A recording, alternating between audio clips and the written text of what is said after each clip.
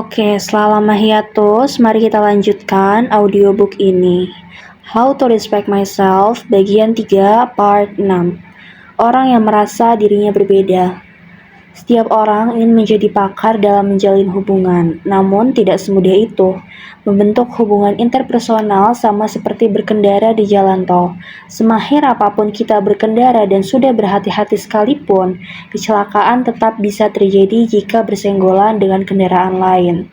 Tidak cukup bila hanya kita sendiri yang berkendara dengan baik.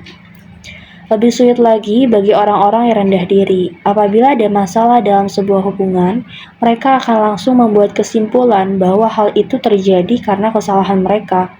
Pikiran seperti ini akan menimbulkan rasa bersalah dan menjadi penghambat dalam membentuk hubungan yang baik.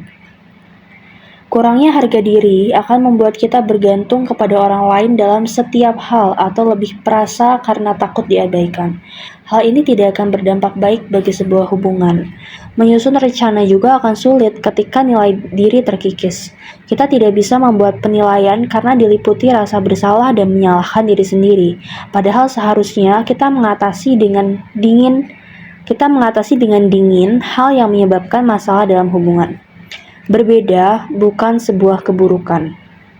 Salah satu teknik dalam terapi kejiwaan adalah terapi kelompok. Metode ini untuk menyadarkan konseli bahwa bukan hanya ia seorang yang mengalami konflik atau penderitaan tersebut. Dengan mengetahui bahwa masalah tersebut juga dihadapi oleh orang lain saja sudah cukup membuatnya stabil. Dalam artian lain, saat kita mengira bahwa situasi yang dihadapi hanya terjadi pada kita, maka kita akan sangat kelelahan. Sudah menderita karena ujian itu sendiri, ditambah lagi dengan perasaan kesepian dan kesulitan. Orang-orang yang menghadapi suatu masalah perlu berkumpul dalam sebuah kelompok untuk bertukar pengalaman, mengetahui bahwa ada orang-orang yang serupa denganku, atau ada orang-orang yang bisa memahamiku, akan menjadi pelipur hati. Kemudian muncul energi untuk keluar dari cobaan tersebut.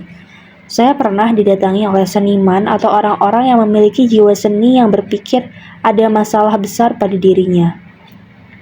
Mereka merasa tidak memerlukan rasa atau kepekaan yang dimiliki. Mereka tidak puas dengan dirinya sendiri dan ingin menjadi biasa seperti yang lainnya atau seperti robot saja. Tidak perlu menangis ataupun marah.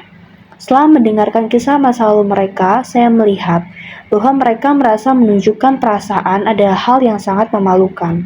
Mereka juga lemah hati dan kurang tekad. Mereka terluka karena dikatai sensitif atau tidak gentle oleh orang tua mereka sejak kecil. Mereka terkungkung oleh dua prasangka. Pertama, aku berbeda dengan orang lain, dan yang kedua, berbeda dengan orang lain adalah buruk. Silogisme menggiring mereka pada kesimpulan bahwa aku lebih buruk daripada orang lain. Berbeda dengan orang lain sama sekali bukanlah hal yang buruk. Tidak apa-apa lebih sensitif daripada orang lain. Peka adalah karakter yang baik. Kita bisa memahami perasaan orang lain dengan cepat dan mampu membaca aliran waktu dengan terang. Di masa kanak-kanak, mendengar omelan orang tua merupakan sebuah keniscayaan. Kita perlu memahami perasaan orang tua yang khawatir apabila anaknya lebih sering menangis daripada anak-anak lain. Orang tua pada hakikatnya selalu mencemaskan anaknya, takut anaknya menjadi lalai bila terlalu banyak tertawa atau menjadi pemurung bila terlalu mudah menangis. Masalah terbesar saat merasa bahwa ciri khas diri seperti itu salah adalah mereka sudah putus asa terhadap simpati. Mereka tidak bisa mengungkapkan isi hatinya dengan leluasa karena percaya bahwa alih-alih dimengerti, mereka justru akan dikritik. Merasa bahwa ada yang berbeda pada diri akan membuat kita berputar-putar, tidak bisa berbaur dengan orang lain. Kita juga akan kesulitan mengungkapkan perasaan karena merasa akan sulit untuk bergaul. Hal ini menjadi penghambat dalam menjalin keakraban meskipun banyak hal yang bisa dibanggakan. Keyakinan bahwa diri tidak beruntung. Orang-orang yang menyimpan pengalaman buruk tidak tahu harus membicarakan apa. Mereka menyembunyikan pengalamannya karena merasa malu dan menyimpulkan bahwa kehidupan mereka tidak biasa. Pengalaman buruk yang dimaksud di sini seperti hubungan yang buruk dengan orang tua, selalu dibanding-bandingkan sejak kecil, diejek dalam jangka panjang, dianiaya atau tumbuh terpisah dari keluarga. Orang-orang dengan pengalaman seperti ini umumnya menyembunyikan kehidupan mereka dan memimpikan kehidupan orang lain. Budaya kita yang menekankan pentingnya keluarga kian memanas-manasi fantasi ini dan memperkeruh masalah, terutama penggambaran yang berlebih tentang cinta suci dan mulia seorang ibu.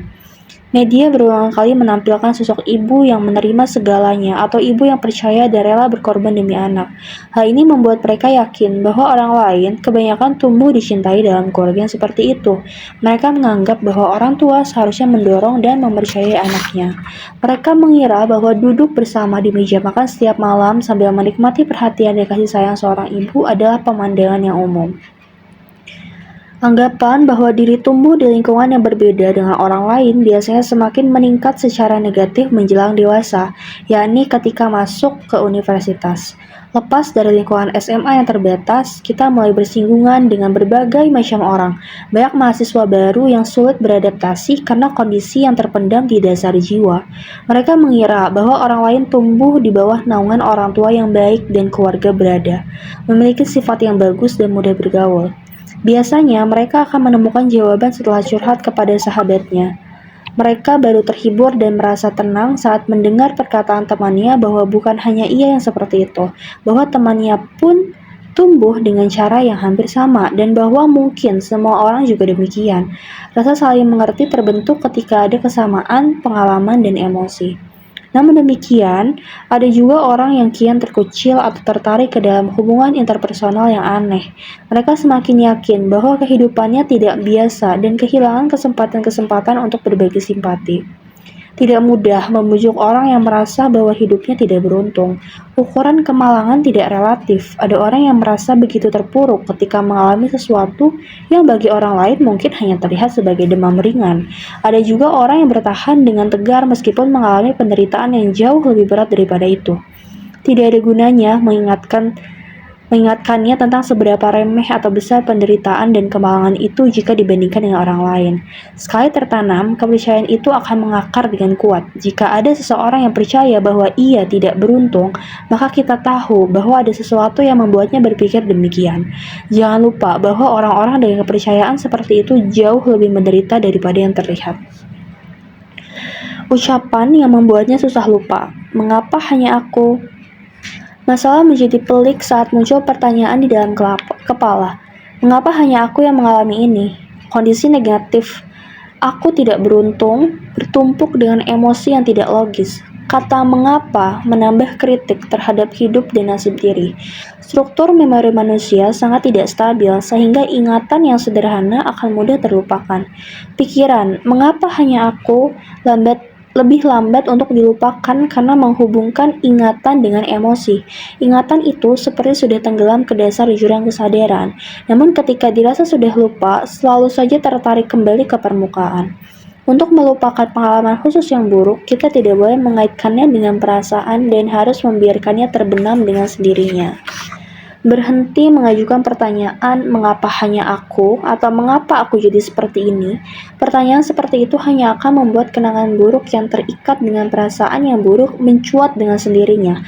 Jika hal itu berulang dan kian parah, kita menjadi terkucil dan hubungan dengan orang-orang pun dapat menjadi canggung. Kegiatan hari ini untuk meningkatkan harga diri, mencatat ciri khas diri dan mendengarkan pendapat. Tahap pertama dari perubahan adalah kesadaran. Sangat penting untuk mengetahui seberapa besar kita menganggap diri kita spesial. Sekarang, tuliskan hal apa saja yang membuat Anda merasa berbeda dari orang lain.